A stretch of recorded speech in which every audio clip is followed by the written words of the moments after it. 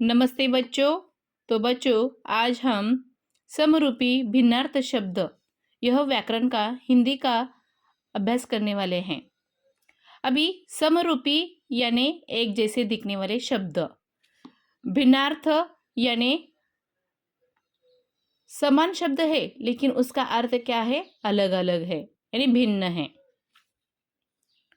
हिंदी में ऐसे अनेक शब्द हैं जो सुनने में एक समान, लिखने में थोड़े भिन्न, परंतु अर्थ में पूर्ण रूप से यानी पूरी तरह से भिन्न होते हैं। ऐसे शब्दों को समरूपी भिन्नार्थ शब्द कहते हैं। अभी यहाँ पे कुछ उदाहरण उन्होंने दिए हैं। यहाँ पे देखो, आपको एक हंस दिखाई दे रहा है जो कि एक पानी में है। वह हंस पानी में तैर रहा है। हंस का अर्थ है एक पक्षी। यहाँ दूसरे चित्र में हमें ये दिखाई दे रहा है, वह लड़की जोर से हंस रही है। हंस का शब्दार्थ होता है हंसना। अभी देखो, हंस में शब्द लिखा कैसा है, ये देखो। हंस में शब्द ह पे अनुस्वार दिया गया है और इधर हंस शब्द यानी हंसने शब्द को चंद्र बिंदु दिया है। हमने अभी देखा कि दोनों एक जैसे दिख रहे हैं लेकिन उनका अर्थ क्या है, अलग अलग है। यानी ये हंसना है और ये हंस है। वैसे ही नीचे और एक चित्र दिया गया है। इस ग्लास में जरा सा पानी है। जरा का अर्थ है थोड़ा, यानी थोड़ा पानी है ग्लास में।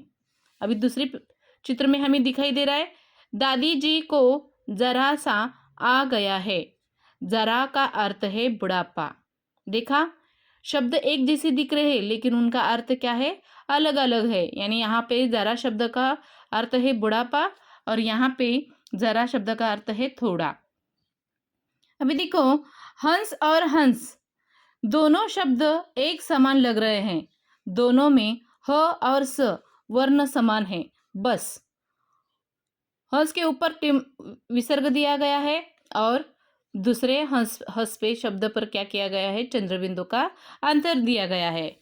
इसी तरह से जर्रा और जरा शब्द में भी सभी वर्ण समान हैं, बस नुक्ता का अंतर है, परंतु दोनों शब्दों के अर्थ अंतर है।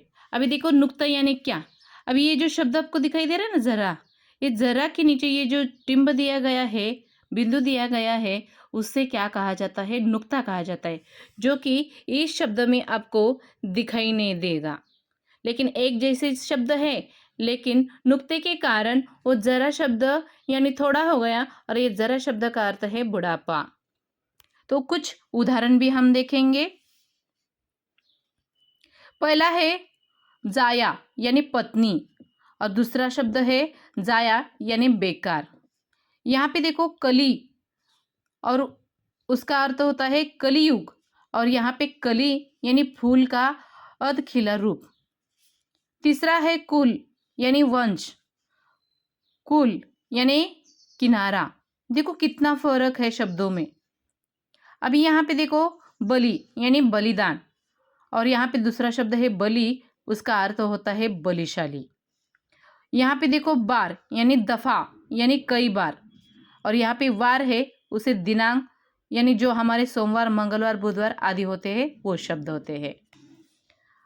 यहाँ पे देखो, पथ, पथ यानी राह यानी रास्ता। यहाँ पे देखो, पथ्य यानी आहार, यानी जो पथ्य करते देखो यानी क्या लेना है क्या नहीं लेना है। यहाँ पे देखो, चर्म यानी चमड़ा और यहाँ पे चर्म का अर्थ होता है अंतिम। यहाँ पे सर्ग है एक अध्याय, स्वर्ग है एक लोक। अभी देखो, यहाँ पे अतल का अर्थ होता है गहरा और दूसरा अतुल यानी जैसे जिसकी जैसा दूसरा ना हो। यहाँ पे देखो, 10वें नंबर पे है लौटना यानी वापस आना और दूसरा लौटना यानी लेट कर आराम करना। देखो बच्चों, एक जैसे शब्द दिख रहे हैं लेकिन उसका अर्थ क्या है, अलग अलग है। बच्चों, आपको समरूपी शब्द का अर्थ समझ में आ गया होगा। कुछ उदाहरण हम देखेंगे। यहाँ पे देखो, अंतर, अंतर को उसका अर्थ क्या होगा, भेद और दूसरा अंदर शब्द दिया है तो उसका अर्थ होगा भीतर। तीसरा शब्द है अनल, यानी क्या है, आग। और अनिल दिया है, उसका अर्थ होगा हवा। फन का अर्थ आएगा गुण,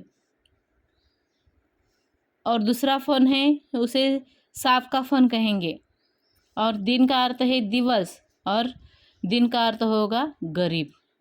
तो देखा आपने, एक जैसे दिख रहे लेकिन एक जैसे नहीं हैं, यानी उनका जो अर्थ है वो भिन्न है, इसलिए इसको समरूपी भिन्नार्थ शब्द कहते हैं। तो ये वीडियो आपको समझ में आया होगा। तो ऐसी वीडियो देखने के लिए लाइक करो, सब्सक्राइब करो और आइकन के बटन को दबाइए। धन्यवाद।